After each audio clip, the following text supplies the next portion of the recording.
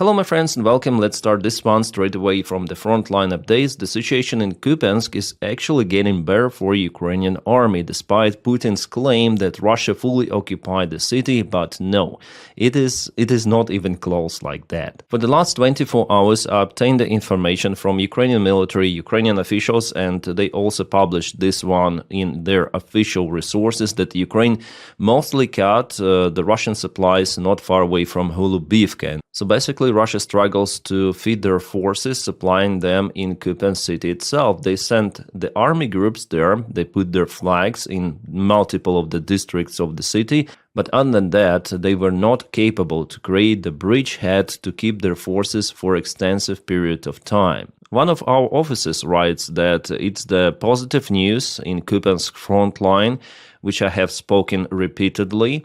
So yeah, he was mentioning it for several days already, that the situation is getting better. Yes, in the northern area over here, enemy is unable to develop success and has lost the initiative. On this direction, enemy just loses people and even territories. In the city itself, Ukraine launched the cleanup, and it may continue for a long time, as it's quite difficult to completely eliminate several hundreds of the units of the enemy. Especially in such an urban territory, it requires a very large amount of time and resources. So it's the most recent message that was published several hours ago. Also, President Zelensky, by the way, noticed that Ukraine is counterattacking in Kupiansk and clearing up the city, which is outstanding. I guess if Ukraine is successful in definitely cutting Russian armed forces or repelling them from Kupiansk, it's going to be a very, very huge motivation damage for Russia, because Putin already proclaimed that he got Kupiansk. He calls the city Kupiansk under control. He doesn't know even how to spell the city names properly. Those cities he occupies, yeah. But what is interesting that again yesterday Putin wore his military uniform and met with generals, including General Commander Gerasimov. What an ugly pose. Well, Putin said that Russia should create a buffer zone in the northern using the northern group of the armed forces. It means Sumy region, and it could be also Chernihiv, maybe partially Kharkiv. It again tells that Putin is this kind of the delusional chief in command who doesn't know what is happening on the ground. He is being mispresented with the information probably, or basically he overestimates the capabilities of his army because it is attacking in multiple of the points with just limited success, and Russia cannot be successful right now in a new direction. If you speak about the Sumy operation, physically Russia cannot achieve their result there because there is Ukrainian defense and Russia even started to lose territories. Andriivka was liberated together with Kindrativka. The fights for Alexeivka continue, and this village is mostly under Ukrainian control right now. Russians went here after the end of the Kursk operation, and they thought that they're gonna go to Sumy, but no. Putin wants them actually to go to Sumy, as he said it like that, this buffer area he mentioned. Even on the current front lines, Russia has limited success. Yeah, they propel forward, like for example in Zaporizhia direction, also in Pokrovsk, Mirnograd, but it is happening with absolutely tremendous losses and very, very low pace. So Putin thinks that his army is damn capable in Ukraine, but actually it's not like that, because Ukraine also adapted modern-day weapons, mostly drones, yeah, which are capable to stop Russian assaults. Even in Pokrovsk, Russia is unable to close this bottleneck with their main forces. Yes, sometimes their groups are moving even in this direction over here, but it was like that even a couple of weeks ago. It's not possible to deliver supplies to this army group of Ukraine using vehicles already for 2 weeks. I mean, not possible without losses. By the way, we have the report from the deep state military map source, and they geolocated the recent Russian movements. Yeah, I'm gonna lower my image and put it in the corner for you to see everything. So Russians were spotted in those multiple of the areas. So there is the presence of them in front of this bottleneck, but actually all of those videos showed that those infiltration attempts were cancelled by Ukrainian drone operators. Those infiltration attempts were happening like that in the same area before. It doesn't mean that Russia really closed this area completely. physically encircling Ukrainian group in Mirnograd. No, it's not like that, but the situation for Ukrainian army is definitely, I would say, critical. Yeah, the deep state confirms that only ground drones and air drones may deliver some of the supplies for Mirnograd Ukrainian group. Yeah, I think our guys should have withdrawn from Mirnograd a long time ago, because this is dangerous, very dangerous situation, because they say that if they go now, they'll 100% engage in direct combat with Russians on the way out. So leaving Mirnograd without losses is simply not possible. Maybe just waiting for very terrible weather and poor visibility. Actually, it was like that the last morning. Russia used that bad weather to make the propaganda video in Pokrovsk itself, in the central part of it. So they call Pokrovsk Krasnoarmeysk. This Russian says that they cleared it up, but drones are still flying, and you see that the weather, it's kind of, well, it's not too much foggy, I would say, but still foggy. And they went to the Stella just for some moments to take this picture, and later on they disappear, because for a long time it's impossible for them to stay there.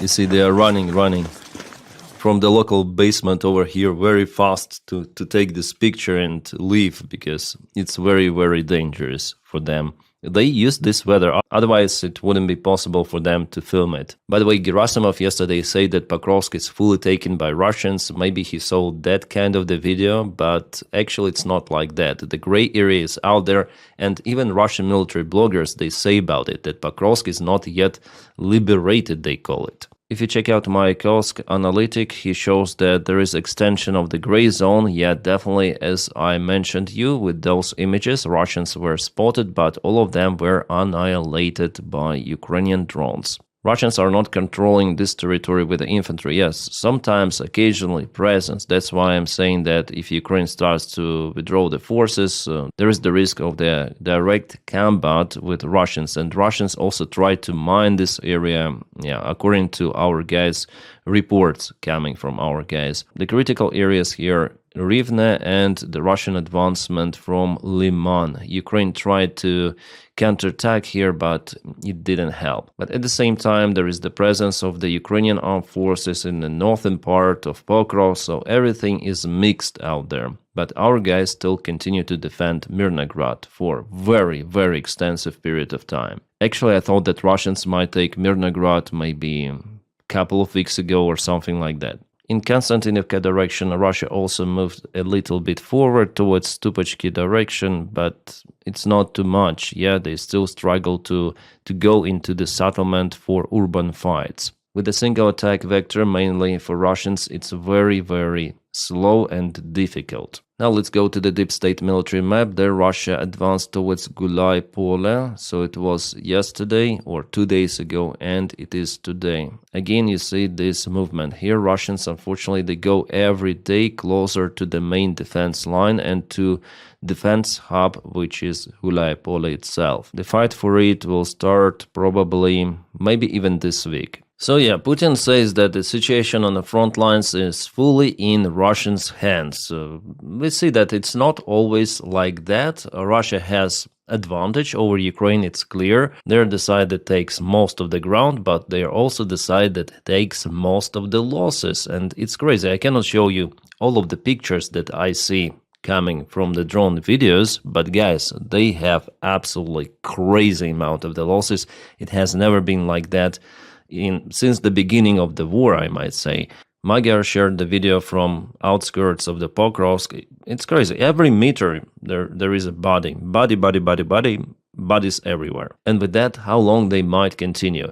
How many forces may they potentially waste for entire occupation of Donbass? With the current scale of the losses, this number could double the entire Russian losses in this war, which will create, of course, more instability inside Russia itself. So for Ukraine, it's very important to exchange ground for time. Catastrophe! Whoa. Yeah, I would comment exactly the same words. Catastrophe. This Turkish tanker Mersin got in trouble not far away from Senegal coast. According to the tracking data, this tanker was also spotted in Novorossiysk port several days ago. So this actually Turkish vessel is the part of the Russian shadow fleet. Yeah, Turkey is a NATO country, but they want to make business as usual with Russia, as by the way Donald Trump and Vitkov and all of that. About the ship, it's been reported there were 4 of the Kabooms, some of them, and the water went to the technical compartment, to machine compartment, but the vessel didn't go down to the bottom. It is like that in distress and probably was towed away from this area. It happened, I think, 1 day or 2 days ago. A very unique video was published showing the Ukrainian interception of the Russian Shahed drone.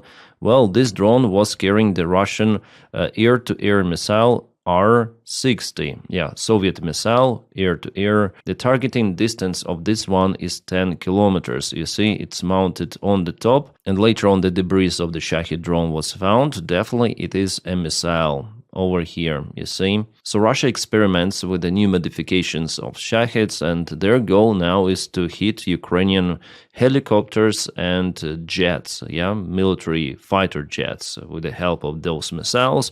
Well, it didn't work this time, but they want to make it happen. They want to shut down Ukrainian, maybe even F-16s. Well, I'm not sure that technically it's possible to achieve, but they experiment, which is not good. But Ukraine also targets the Russian infrastructure. Yesterday, this Fox bat was spotted in Dagestan. Geolocated, the picture was taken. The goal was the Caspian factory of the precise mechanics. That's the name of it. Well, there was the Kaboom actually. You see this drone plane flying there and, very low actually, and there is Kaboom. Probably in that area, probably not. This is very trashy area they have. Those are the usual suburbs. Why so dirty? Also this morning the base in Livny, the oil base, was hit. Also Russian Federation. Ukraine is helping to warm up Russian cities, especially if they have oil or fuel. That's the good source of heat. That's Orlovskaya Oblast. Locals are filming drones flying. Also, just right now, I have obtained those kind of the videos. It is happening this morning. This is Chechnya Republic, which is still the part of the Russian Federation.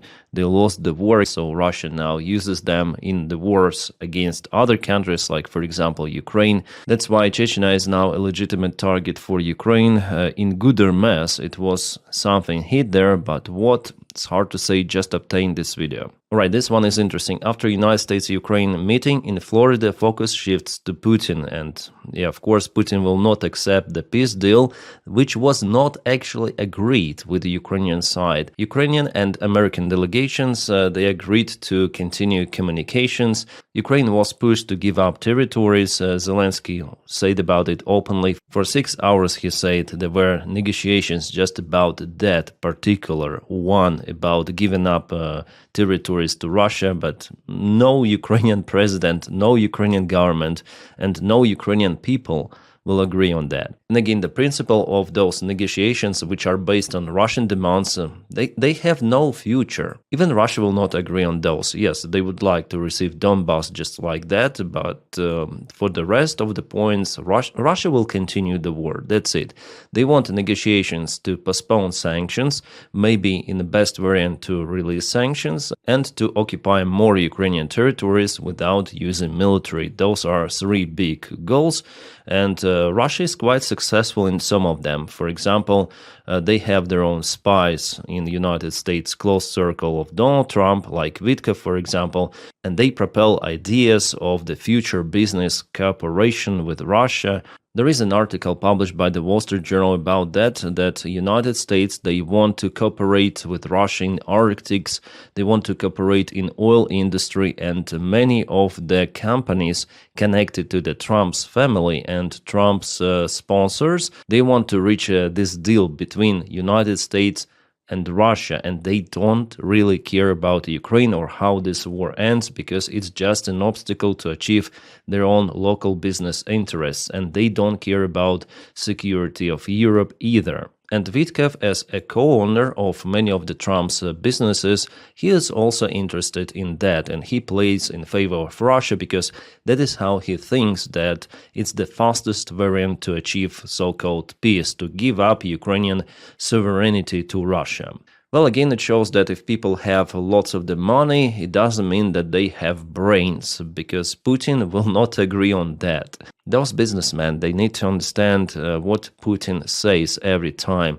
They want to change the world order. They want to restore Russian Empire, Soviet Union, you may call it different names, in cooperation with other autocracies. It's the global war, but for those idiots, it's a new opportunity of getting more money. Yeah, unfortunately, guys, we are living in this timeline where even sons of Donald Trump, they're selling Trump vodka, Trump watches, Trump phones, Trump coin. Yeah, also there is the thing like that, Melania coin, to basically a rug pull scam. And those individuals, they don't care about this flag, they don't care about America, perspective, future, cooperation with allies, influence. They care about their pocket, that's it. Yeah, at first I thought it's a joke, but actually he said like that. Instead of Tomahawks missiles, Trump's envoy Witkoff told Ukraine to ask for 10-year tariff exception. What? He doesn't understand what is happening at all. What good is a handful missiles, he said. The real plan, turn post-war Ukraine into business deal, with United States firms cashing in and Putin's terms quietly accepted. Yeah, absolutely. Shit, this is a stupid motherfucker. And yeah, by the way, about tariffs, there are implemented tariffs on Ukraine, yes, but not on Russia. Well, luckily, our European allies, they are more understandable. For example, Macron stated that Ukraine already agreed on ceasefire. Even in March this year, Putin didn't agree, so it's understandable that he is not willing to stop the war. And every time United States administration, it's so flattering with Russians, it's just crazy. The only exception is that they applied sanctions on Russia, but they could be lifted if the agreement is reached just like that very easily.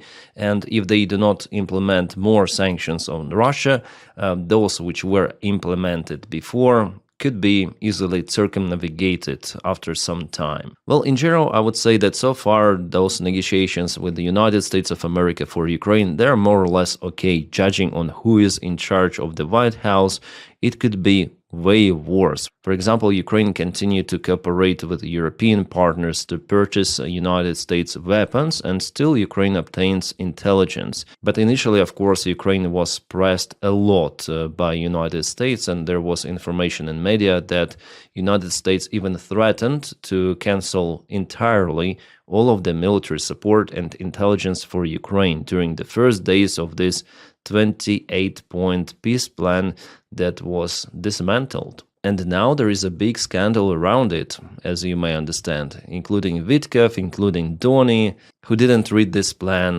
but they push Ukraine, yeah? All of those officials, maybe even Ruzzia is pushing Ukraine because he is forced to do it by his chief. But actually it is an unachievable goal for the United States because they don't have the lever to act on Ukraine. And by canceling military support, they are not canceling Ukrainian independence or canceling Ukrainian army in general. Yes, it's going to be harder for Ukraine in that case, could be harder. But this limited military support Ukraine has from USA doesn't worth just giving up Ukrainian territories. It's basically for nothing. That's why Ukraine doesn't agree on that for sure. Yeah, we'll see very soon what it's going to be because Witkoff flies to Moscow this week. I expect this nothing burger drama to continue. My friends, and please support my job on Patreon. The link for it is in the video description right below. And you also may support me on membership. You may just press the button join to join membership.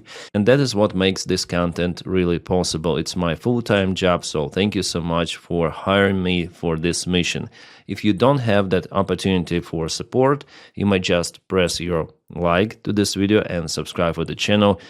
Thank you so much for that as well. My friends, I wish you all a peaceful sky wherever you are and have a great time.